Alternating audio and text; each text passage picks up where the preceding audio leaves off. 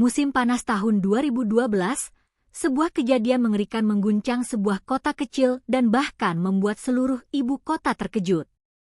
Itu bukan sekadar kasus kriminal biasa. Ini adalah kisah tentang tumpahan darah, pengejaran mendebarkan, dan akhirnya hukuman berat bagi seorang pelaku yang kehilangan seluruh rasa kemanusiaan. Hari itu dimulai seperti pagi biasa. Tanggal 29 Mei 2012, di sebuah desa kecil yang sedang diramaikan oleh pesta pernikahan. Musik menggema, tawa bercampur dengan suara gelas beradu. Di tengah keramaian itu, seorang pria bernama Bagus Pranoto, lahir 1986, warga pinggiran kota, hadir sebagai tamu undangan. Ia datang untuk menghadiri pernikahan adik perempuan temannya. Tak ada yang menyangka, setelah meninggalkan pesta itu, ia akan memulai rangkaian aksi yang akan membuat bulu kuduk siapapun merinding. Sejak awal acara, Bagus sudah menenggak banyak bir dan minuman keras. Wajahnya merah padam, suaranya meninggi setiap kali bersulang. Saat mulai limbung, beberapa orang menasihati agar ia pulang. Bagus berpamitan, lalu keluar menuju motor Honda Airblade merah hitam, motor baru yang dibelikan keluarganya. Tetapi alih-alih pulang, ia justru memacu kendaraannya menuju arah luar kota. Di perjalanan, ia berhenti sebentar di sebuah lapak penjual buah di pinggir jalan. Dengan alasan membeli jambu, ia diam-diam meminjam sebilah pisau kecil dari penjualnya. Usai membayar, ia kembali melaju. Namun alkohol dan amarah yang memuncak membuat pikirannya tak terkendali. Tak lama kemudian, ia terjatuh dari motor. Pakaian robek, kaki dan tangan lecet, sepatunya terlepas. Meski begitu, ia tetap mengendarai motor menuju sebuah desa di pinggiran kota.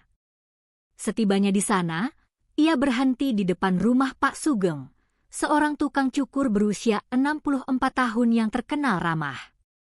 Melihat pemuda itu lusuh dan tanpa baju, Pak Sugeng iba dan mempersilakan duduk di teras untuk beristirahat. Bagus mengeluh habis kecelakaan dan meminta sebatang rokok.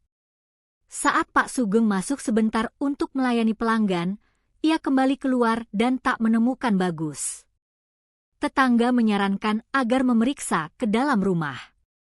Benar saja, pintu kamar yang biasanya digunakan pasangan anaknya terkunci dari dalam, padahal siang itu hanya menantunya yang sedang tidur di sana. Panik, Pak Sugeng mengambil kunci cadangan. Begitu pintu terbuka, ia terperanjat melihat Bagus berbaring tanpa busana di atas ranjang, hanya ditutupi selimut di bagian pinggang. Pakaian dalamnya tergeletak di lantai. Dengan marah, Pak Sugeng mengusirnya, namun Bagus justru meminta izin beristirahat lebih lama dan akan membayar. Ancaman melapor polisi akhirnya membuatnya keluar, tetapi ia sempat mengambil sandal rumah tangga itu sebelum pergi. Bagus lalu menuju puskesmas terdekat. Melihat ia berdarah, para petugas hendak mengobati, namun ia malah pergi begitu saja. Bekas darahnya tercecer di jalanan, seakan menjadi pertanda bahwa sesuatu yang buruk akan segera terjadi. Tak jauh dari sana, di rumah Budi Hartono dan istrinya Sari, pasangan petani sederhana yang baru saja membuka toko kecil untuk menjual perlengkapan pertanian, siang itu dua anak mereka, Lia, 8 tahun, dan Maya, 4 tahun, sedang berada di rumah. Hidup mereka damai, hingga musibah itu datang. Sekitar tengah hari, Adi, kakak Budi, melihat motor asing terparkir di halaman rumah adiknya dengan kunci masih menancap. Ia merasa curiga dan segera menuju rumah tersebut. Begitu masuk, ia menemukan Maya tergeletak di lantai, bersimbah darah. Belum sempat mengangkatnya, dari kamar keluar seorang pria telanjang bulat sambil membawa pisau. Tanpa kata, pisau itu diayunkan ke arah Adi, melukai lengannya. Dalam keadaan terkejut, Adi mundur dan mencari jalan keluar. Saat itu terdengar tangisan Lia.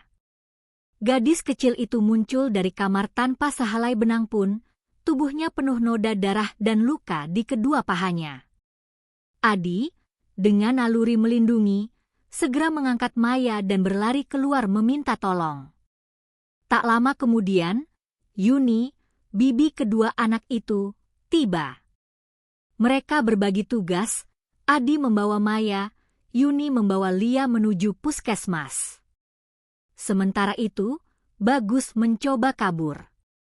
Ia menutupi tubuh bagian bawah dengan kemeja yang diambil dari jemuran, lalu hendak membawa motor yang diparkir di halaman. Namun Rina, istri Adi, dengan sigap mencabut kunci motor itu.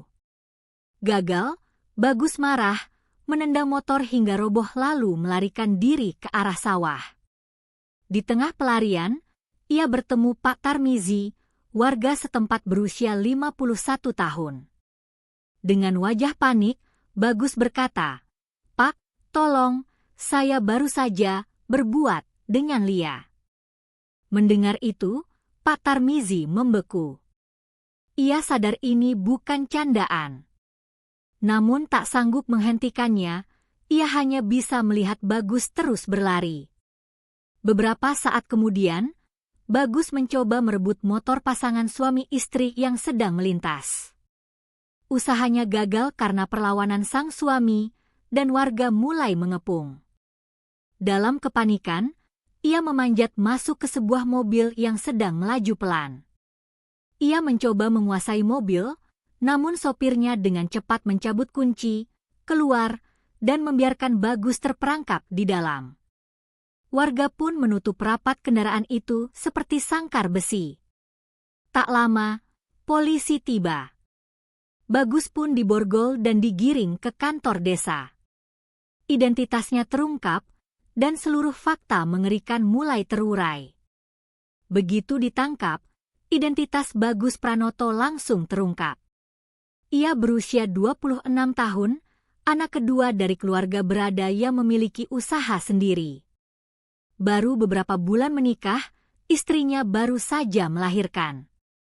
Bagi tetangga dan kenalan, Bagus dikenal rajin bekerja, mulai dari tukang batu, pemasang panggung, hingga buruh harian.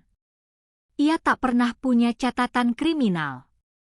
Karena itu, kabar ia menjadi pelaku kekerasan mengerikan ini membuat semua orang terkejut.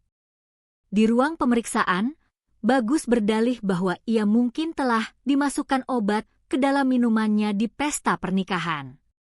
Namun, hasil pemeriksaan medis membantahnya, tidak ada zat berbahaya lain selain alkohol di tubuhnya. Kenyataannya, semua yang ia lakukan murni dalam pengaruh mabuk dan dorongan nafsu yang tak terkendali. Kabar mengenai korban menyebar cepat, membuat banyak orang tersentak. Maya, sang adik, hanya berusia 4 tahun dan tak sempat diselamatkan. Luka tusukan di wajah, leher, dan bahu terlalu parah, membuatnya menghembuskan napas terakhir di perjalanan menuju rumah sakit.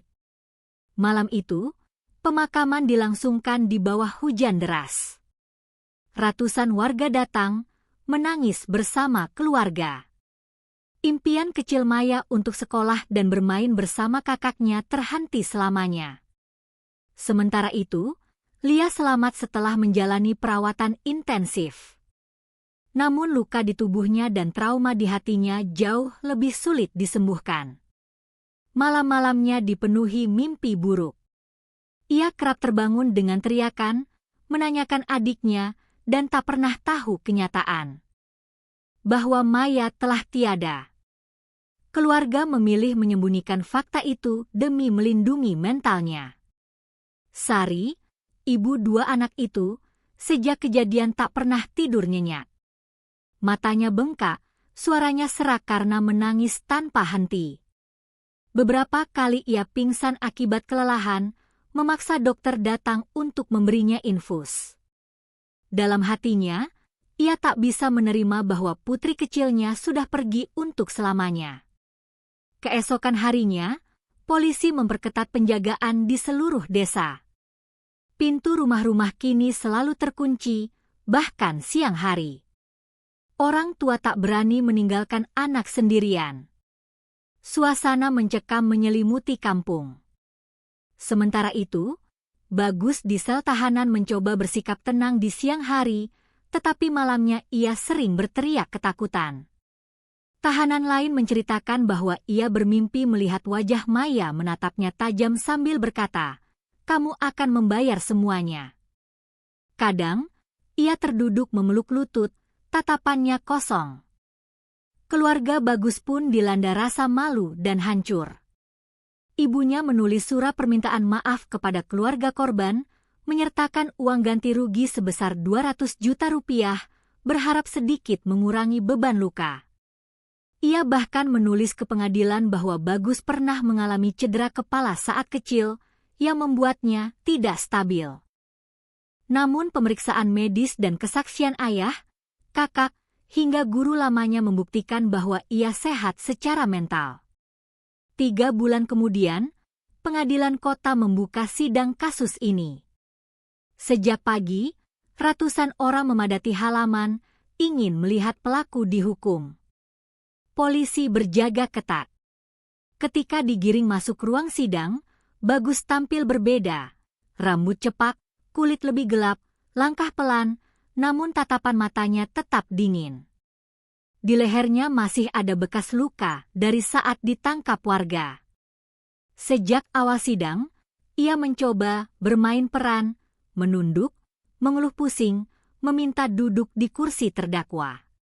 Ketika dibacakan dakwaan, ia pura-pura tidak mendengar, menimbulkan bisik-bisik di ruang sidang. Banyak warga menahan amarah. Dalam sesi tanya-jawab, ia kerap diam atau menjawab berputar-putar, seolah ingin mengulur waktu. Namun hakim tegas, semua pengakuan yang telah ia berikan di penyidikan akan dibacakan secara terbuka. Satu persatu detail kejahatannya diungkap, dari cara ia masuk rumah, mengambil kemeja di jemuran, hingga menyerang Maya dan Lia. Bukti fisik dan kesaksian saksi menguatkan semua tuduhan. Menyadari strategi diam tak lagi berguna, Bagus berubah. Saat pembacaan tuntutan, ia tiba-tiba berdiri dan berteriak minta sidang dihentikan karena kepalanya sakit, lalu menjatuhkan diri ke lantai. Polisi pengawal segera mengangkatnya kembali ke tempat duduk. Namun hasil pemeriksaan medis resmi menunjukkan ia sehat dan semua aksinya hanyalah sandiwara. Hakim akhirnya memutuskan hukuman mati untuk Bagus Pranoto.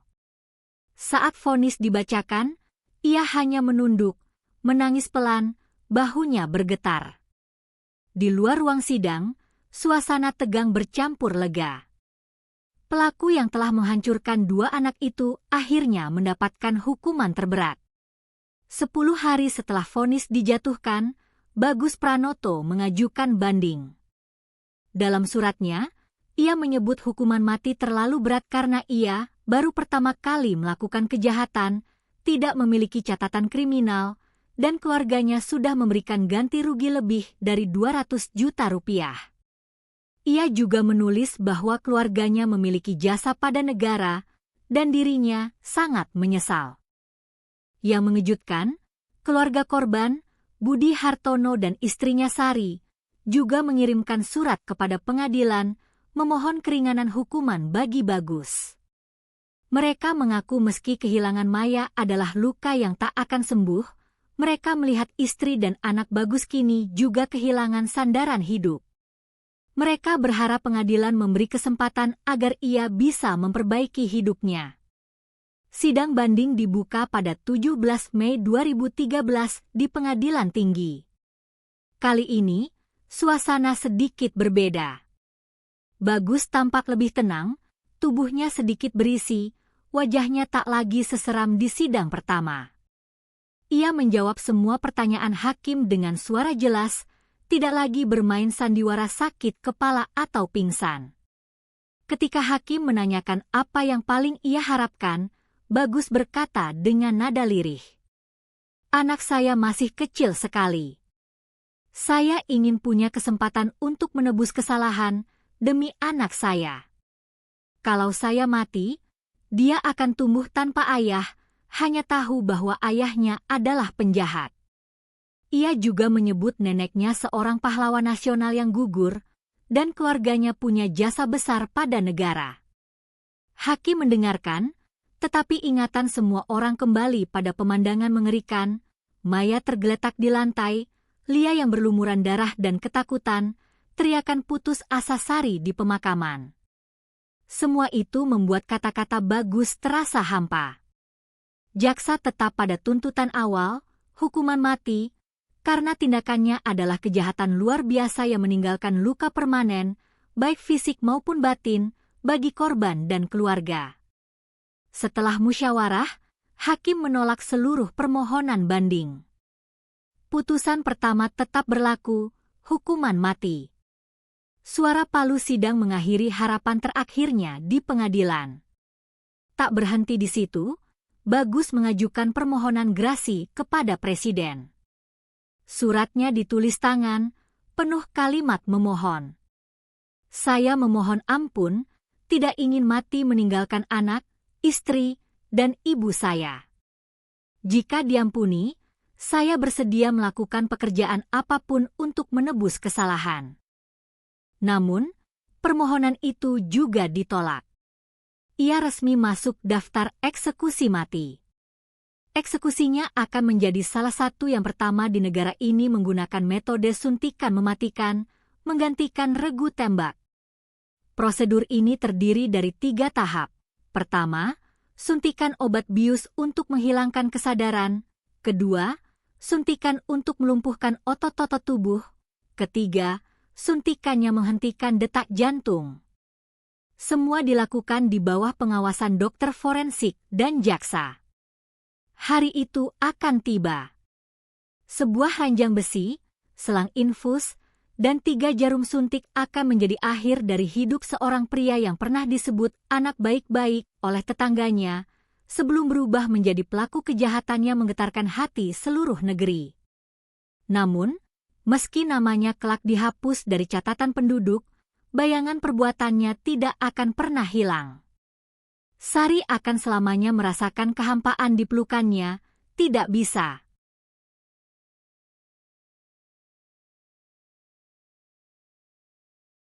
Lagi memeluk Maya.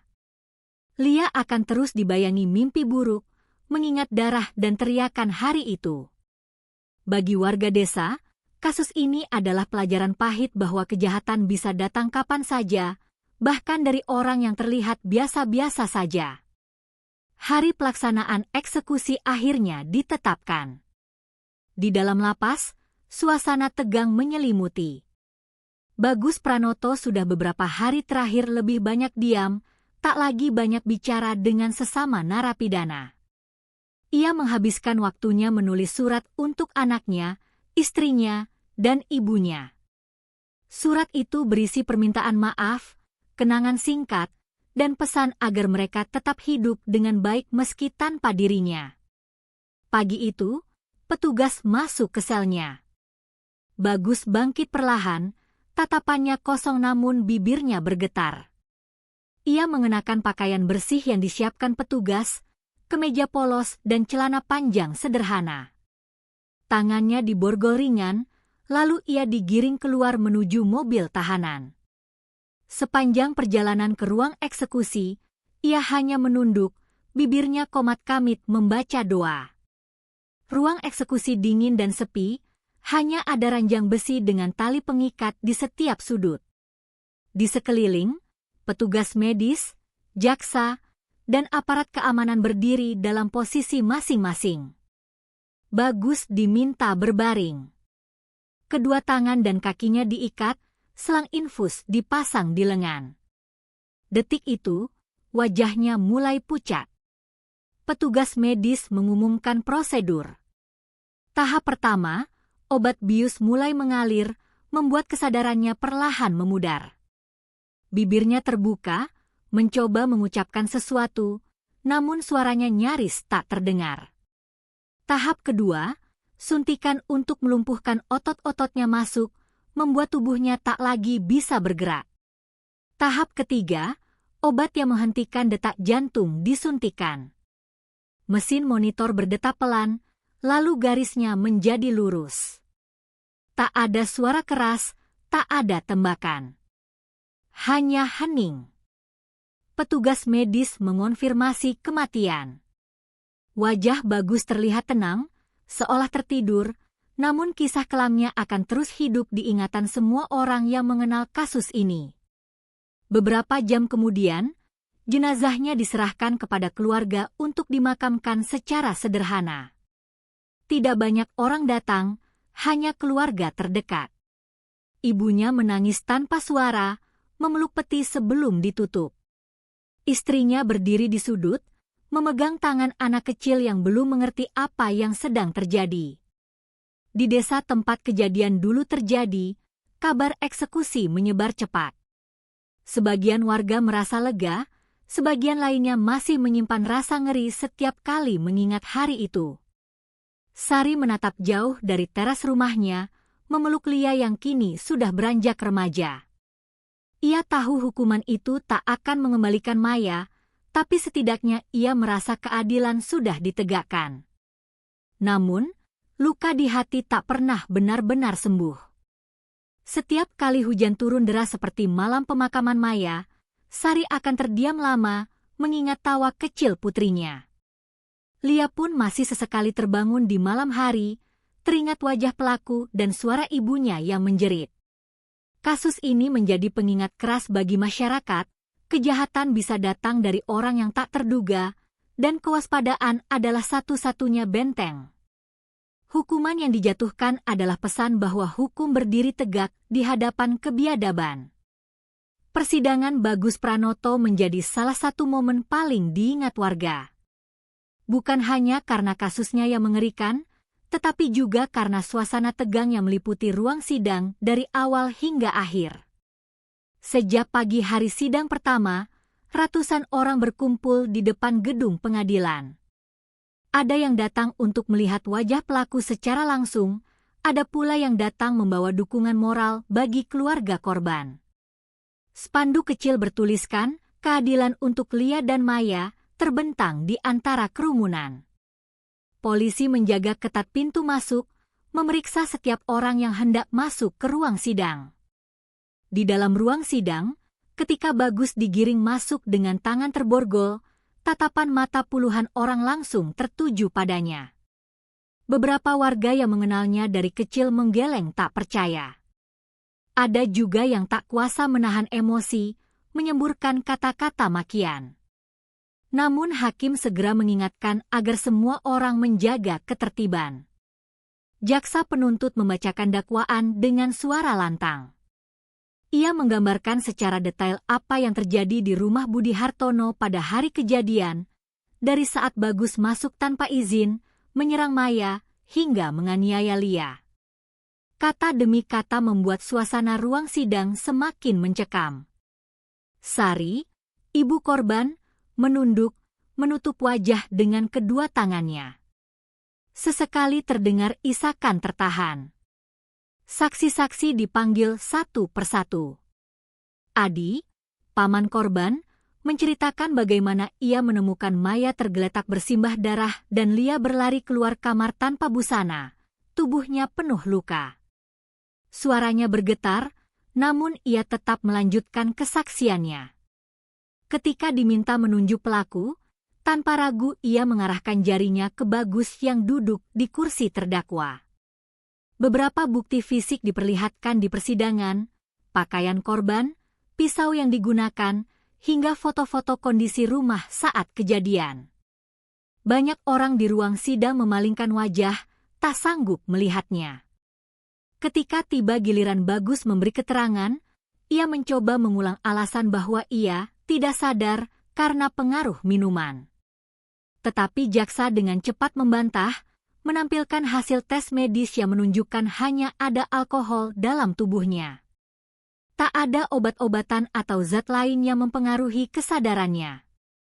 Hakim kemudian mengajukan pertanyaan tajam. Kalau benar Anda tidak sadar, bagaimana bisa Anda ingat detail seperti mengambil kemeja dari jemuran dan menguncinya di pinggang sebelum mencoba kabur? Bagus terdiam, matanya menunduk. Suasana ruang sidang sunyi sesaat sebelum hakim melanjutkan pembacaan kronologi dan pertimbangan hukum. Setiap kali nama Maya disebut, Sari terisak makin keras. Lia, yang tidak hadir di ruang sidang karena alasan psikologis, diwakili oleh kuasa hukumnya. Namun kesaksiannya yang dibacakan tetap membuat banyak orang di ruang sidang menitikkan air mata. Di luar gedung, wartawan menunggu dengan kamera dan mikrofon. Kasus ini telah menjadi sorotan nasional. Berita di televisi menampilkan wajah Bagus dengan label pelaku pembunuhan dan kekerasan seksual anak yang kini menghadapi hukuman mati. Bagi masyarakat desa, proses persidangan ini adalah momen pembelajaran pahit. Mereka melihat langsung bagaimana hukum bekerja, bagaimana bukti dan kesaksian membentuk putusan. Tapi yang lebih penting, mereka merasakan kembali luka yang belum kering dan sadar bahwa meski keadilan ditegakkan, rasa kehilangan tidak akan pernah hilang. Setelah vonis final dijatuhkan dan Bagus Pranoto resmi menerima hukuman mati, reaksi masyarakat dan keluarga korban beragam. Di desa tempat tragedi itu terjadi, sebagian besar warga merasa lega. Mereka melihat putusan ini sebagai bentuk keadilan yang setimpal atas kejahatan yang begitu kejam. Namun, di balik rasa lega itu, masih ada rasa takut yang tersisa. Banyak orang tua tetap tidak berani membiarkan anak-anak mereka bermain sendirian, bahkan di halaman rumah sendiri. Budi Hartono dan Sari, meski sudah melewati proses panjang persidangan, tidak pernah merasa benar-benar selesai dengan kejadian ini. Di malam hari, Sari sering terbangun karena mimpi buruk, mimpi yang selalu membawa dirinya kembali ke hari hujan deras ketika ia mengantar kepergian Maya untuk selamanya. Budi, meski berusaha kuat di depan istrinya, terkadang menatap kosong ke arah kamar anak-anak, lalu keluar ke beranda sendirian. Lia, yang kini sedikit lebih besar, masih menjalani terapi psikologis. Setiap kali melihat laki-laki asing, ia cenderung menghindar atau bersembunyi di belakang ibunya. Psikolog yang menanganinya mengatakan bahwa proses pemulihan mental Lia akan memakan waktu lama, bahkan mungkin bertahun-tahun. Sementara itu, keluarga Bagus pun hancur. Ibunya jarang keluar rumah karena malu dan takut menjadi bahan gunjingan. Istrinya harus membesarkan anak mereka seorang diri. Anak itu, yang masih terlalu kecil untuk mengerti arti kehilangan, hanya tahu bahwa ayahnya pergi jauh dan tidak akan kembali. Media massa terus memberitakan perkembangan kasus ini hingga menjelang hari eksekusi. Stasiun televisi, surat kabar, dan portal berita online memuat kembali kronologi, lengkap dengan foto-foto suasana persidangan. Komentar publik di media sosial penuh emosi. Ada yang marah, ada yang prihatin, ada pula yang menganggap hukuman mati sebagai peringatan keras bagi siapapun yang berani melakukan kejahatan serupa. Di tingkat pemerintah daerah, kasus ini menjadi alasan untuk memperketat patroli keamanan desa dan memberikan penyuluhan kepada warga tentang perlindungan anak. Polisi setempat rutin berkeliling, dan kepala desa mengadakan pertemuan warga untuk mengingatkan orang tua agar lebih waspada. Bagi masyarakat luas, nama Bagus Pranoto kini bukan lagi sekadar identitas seseorang, melainkan simbol dari sebuah peringatan kelam bahwa kejahatan bisa muncul tanpa tanda, bahkan dari orang yang terlihat biasa-biasa saja. Malam menjelang eksekusi, suasana di rumah keluarga korban sunyi. Sari duduk memandangi foto Maya dan Lia yang tersenyum dalam seragam sekolah.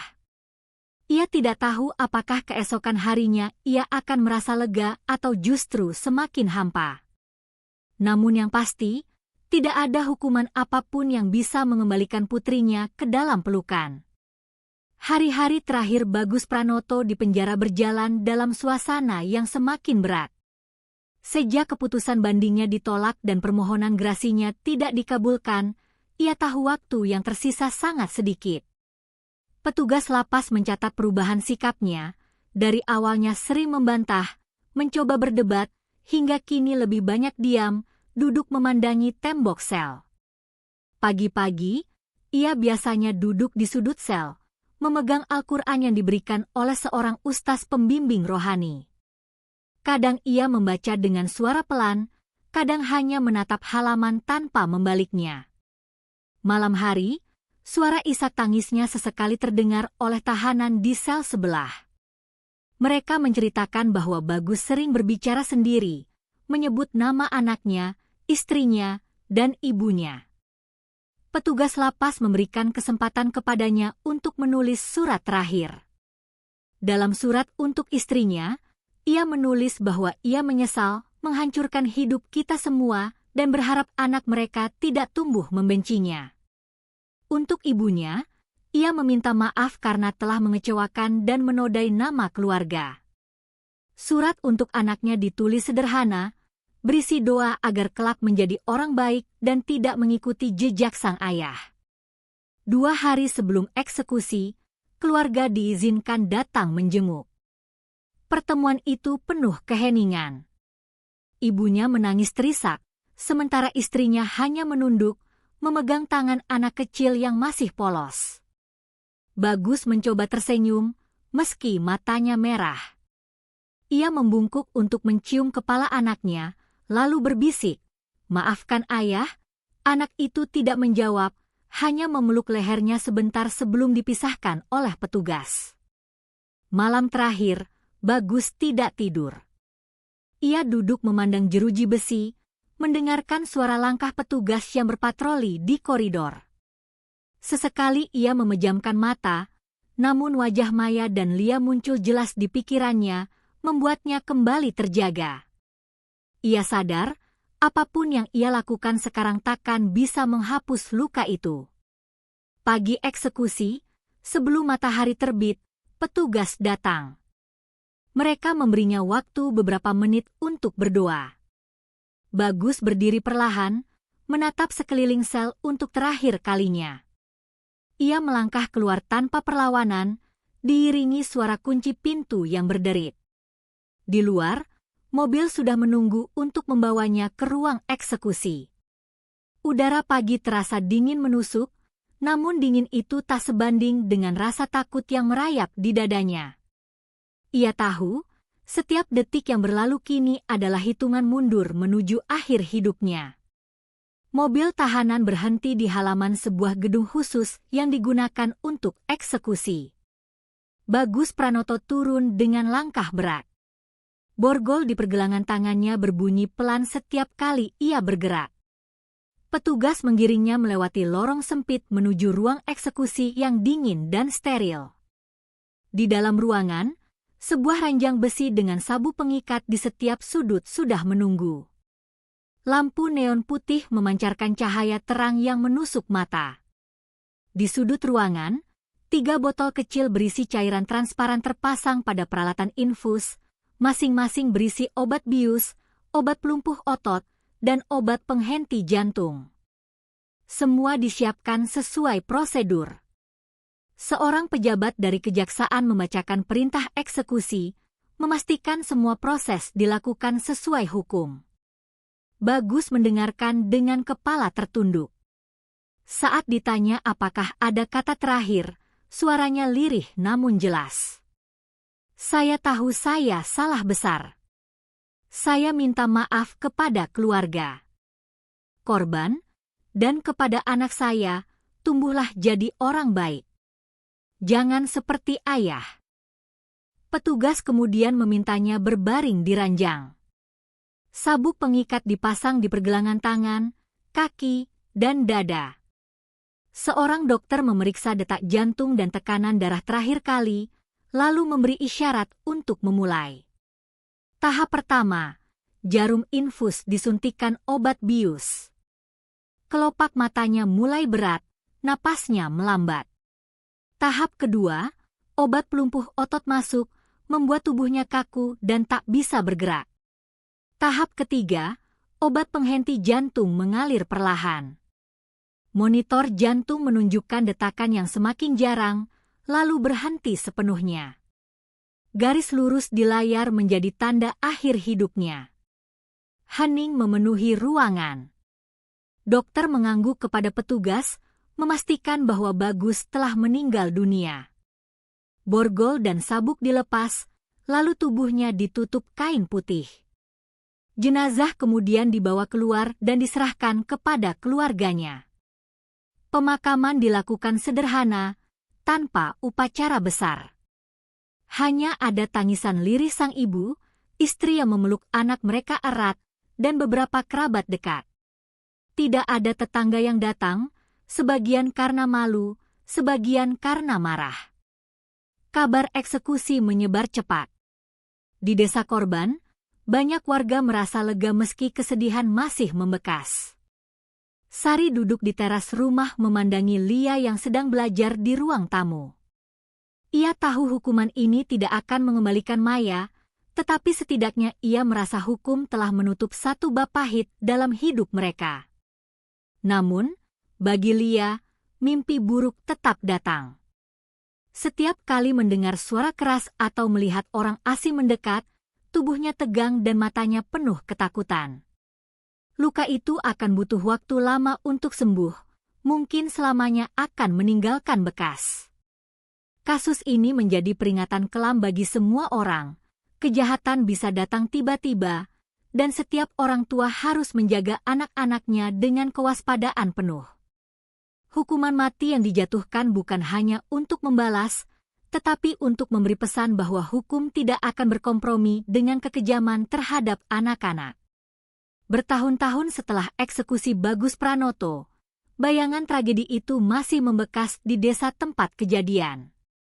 Meski waktu sudah berjalan, rasa takut dan kewaspadaan tetap melekat dalam kehidupan warga. Rumah-rumah kini hampir selalu terkunci rapat, bahkan di siang bolong. Anak-anak jarang dibiarkan bermain sendirian di luar, dan setiap orang asing yang masuk kampung akan menjadi pusat perhatian. Pemerintah desa bersama kepolisian setempat terus mengadakan penyuluhan tentang perlindungan anak.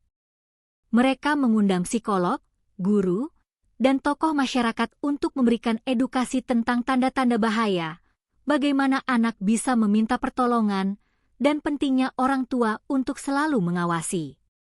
Kasus Bagus menjadi contoh nyata yang sering disebutkan dalam setiap pertemuan warga, sebuah pengingat pahit bahwa ancaman bisa datang dari orang yang tak pernah diduga. Bagi Budi Hartono dan Sari, kehidupan mereka tak lagi sama. Mereka tetap tinggal di rumah yang sama, tetapi menghindari memasuki kamar yang dulu ditempati Maya dan Lia. Pintu kamar itu tetap tertutup, seolah menjadi ruang kenangan yang tak sanggup mereka buka. Foto Maya dalam seragam TK masih tergantung di dinding ruang tamu, dikelilingi bunga plastik yang tak pernah layu. Lia, meski sudah beranjak remaja, masih menjalani terapi psikologis. Ada kemajuan, ia sudah berani berbicara di depan orang asing dan mulai kembali bersekolah dengan teman-teman sebaya. Namun, ada hari-hari ketika ia menolak keluar rumah atau tiba-tiba menangis saat mengingat adiknya. Psikolog mengatakan bahwa trauma semacam ini tidak pernah benar-benar hilang, hanya bisa dikelola agar tidak mengganggu kehidupan sehari-hari. Di sisi lain, keluarga Bagus pun menjalani kehidupan penuh stigma. Ibunya jarang keluar rumah, takut menghadapi tatapan sinis tetangga. Istri Bagus pindah ke kota lain bersama anak mereka untuk memulai hidup baru, berusaha menjauh dari bayang-bayang masa lalu. Anak itu tumbuh tanpa mengetahui detail tentang apa yang dilakukan ayahnya, hanya tahu bahwa ayahnya sudah tiada. Media sesekali kembali mengangkat kisah ini, terutama saat ada pembahasan tentang hukuman mati atau perlindungan anak. Setiap kali berita itu muncul, Sari memilih mematikan televisi, sementara Lia menutup telinganya. Mereka tak ingin membuka kembali luka yang sudah berusaha mereka tutup. Meski begitu, kasus ini membawa perubahan besar pada kesadaran masyarakat. Banyak warga yang kini lebih aktif menjaga lingkungan, saling memberi informasi jika ada orang asing yang mencurigakan. Kesadaran kolektif ini menjadi warisan pahit dari tragedi yang merenggut satu nyawa kecil dan menghancurkan banyak kehidupan. Bagi Sari, keadilan memang sudah ditegakkan di mata hukum. Tapi di hatinya, hukuman apapun tak akan pernah cukup untuk menggantikan senyum dan tawa Maya. Ia hanya berharap satu hal, agar tidak ada lagi orang tua yang harus merasakan kehilangan seperti dirinya. Bertahun-tahun berlalu, Lia tumbuh menjadi seorang perempuan muda yang perlahan belajar berdamai dengan masa lalunya. Di usia 20 tahun, ia sudah duduk di bangku kuliah jurusan psikologi, sebuah pilihan yang terinspirasi langsung dari pengalaman hidupnya. Lia ingin membantu anak-anak yang pernah mengalami trauma seperti dirinya, agar mereka tidak merasa sendirian seperti yang ia rasakan dulu. Meski begitu, bayang-bayang tragedi masih kadang muncul tanpa diundang. Setiap kali hujan deras turun, Lia teringat malam pemakaman Maya. Suara deras air di atap memanggil kembali kenangan wajah adiknya yang tenang dalam peti kecil, bunga melati di sekelilingnya. Lia tidak pernah lupa bagaimana rasanya kehilangan seseorang yang begitu berarti di usia yang masih begitu muda. Ia masih menyimpan boneka beruang kecil yang dulu dimiliki Maya. Boneka itu sudah pudar warnanya, tapi tetap menjadi harta paling berharga. Kadang, saat malam sepi di kamar kos, Lia memeluk boneka itu dan membisikkan cerita tentang hari-harinya sekarang, seolah Maya masih bisa mendengarnya. Hubungan Lia dengan ibunya, Sari, semakin erat. Mereka sering menghabiskan waktu berdua, memasak bersama atau sekadar berjalan-jalan di pasar. Sari bangga melihat putrinya tumbuh menjadi perempuan kuat, meski ia tahu kekuatan itu lahir dari luka yang dalam. Lia juga mulai berani berbicara di forum-forum kampus tentang perlindungan anak dan kesadaran terhadap tanda-tanda kekerasan. Ia tidak menceritakan detail kasusnya, tetapi membagikan pesan penting. Trauma itu seperti luka di tubuh, butuh waktu untuk sembuh, dan akan selalu meninggalkan bekas. Tapi kita bisa memilih untuk tidak membiarkan bekas itu menghentikan kita dari melangkah ke depan. Di desa, warga yang dulu mengenal Lia sebagai korban kecil kini melihatnya sebagai sosok yang menginspirasi. Beberapa orang tua bahkan mengundangnya untuk berbicara di acara sekolah, mengajarkan anak-anak tentang keberanian berkata tidak dan meminta pertolongan jika merasa terancam. Meski masa lalunya tak bisa dihapus, Lia berhasil mengubahnya menjadi kekuatan. Setiap langkahnya, setiap kata yang ia ucapkan untuk melindungi anak lain, adalah bentuk penghormatan untuk adiknya, Maya. Baginya, itulah cara terbaik untuk menjaga ingatan tentang adiknya tetap hidup, bukan sebagai korban, tapi sebagai alasan Lia terus berjuang. Dan di setiap doa malamnya, Lia selalu mengucapkan kalimat yang sama. Maya, aku di sini, dan aku akan selalu menjaga cahaya yang pernah kita bagi. Di usia yang sudah mulai menua, Sari sering duduk di beranda rumah tuanya pada sore hari, memandang ke arah halaman yang kini sepi. Rumput sudah tumbuh liar di beberapa sudut, namun ia tak tergesa untuk membersihkannya. Di matanya, halaman itu adalah panggung dari begitu banyak kenangan, tempat Maya dan Lia dulu bermain kejar-kejaran, tertawa lepas tanpa tahu apa yang menunggu di masa depan. Wajah Sari sudah dipenuhi garis halus, rambutnya mulai memutih, namun sorot matanya tetap hangat. Luka kehilangan Maya memang tak pernah hilang, tetapi waktu telah membuatnya belajar untuk hidup berdampingan dengan rasa sakit itu. Kadang, saat hujan turun, ia masih menangis diam-diam. Tapi tangisnya kini lebih seperti doa yang dikirimkan ke tempat jauh, berharap Maya tenang di sana. Lia kini sering pulang dari kota untuk menemaninya. Setiap kali melihat putrinya tersenyum, Sari merasa lega. Ia tahu Lia sudah jauh lebih kuat dibanding dulu, bahkan kini bisa berdiri di depan banyak orang untuk bicara soal perlindungan anak. Itu adalah kebanggaan terbesar dalam hidupnya, melihat anak yang dulu trauma, kini menjadi cahaya bagi anak-anak lain. Tetangga yang dulu menyaksikan tragedi kini banyak yang pindah atau meninggal. Namun, di desa itu, kisah tentang Maya dan Lia masih menjadi pengingat kolektif. Sari tak keberatan jika orang membicarakannya, asalkan itu membuat mereka lebih waspada menjaga anak-anak mereka.